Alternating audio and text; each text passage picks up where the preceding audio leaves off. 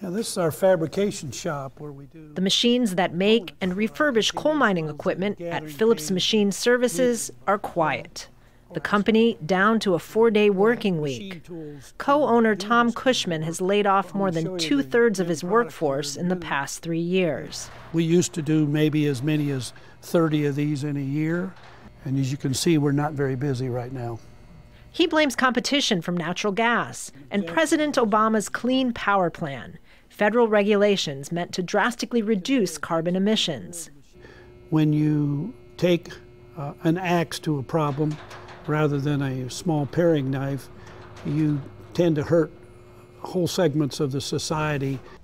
Beckley, West Virginia is coal country. Mining's deep roots are on display here at a museum replicating a coal camp, where retired miners like Roger Jarrell lead tours through a mine from the 1800s. I want kids to understand what America is built on, the hard work. He says coal companies are not only making and hiring less, they're paying less in taxes, and that means less money for local schools. If we got a leader that the people thinks is trying to take their bread and butter off the table, wouldn't you fight back?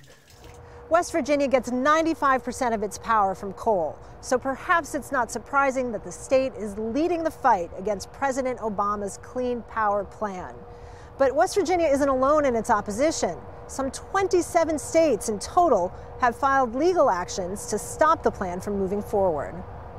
But experts say the United States can't reach its goal of reducing emissions by at least 26% without tougher standards for the coal industry.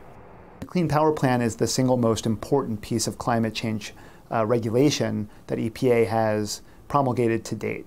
And that's because it seeks to tackle greenhouse gas emissions from the power sector, which is the largest source of greenhouse gas emissions in the United States.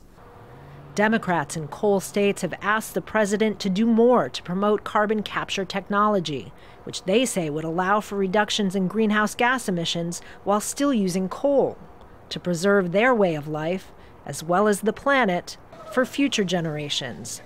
Kristen Salumi, Al Jazeera, Beckley, West Virginia.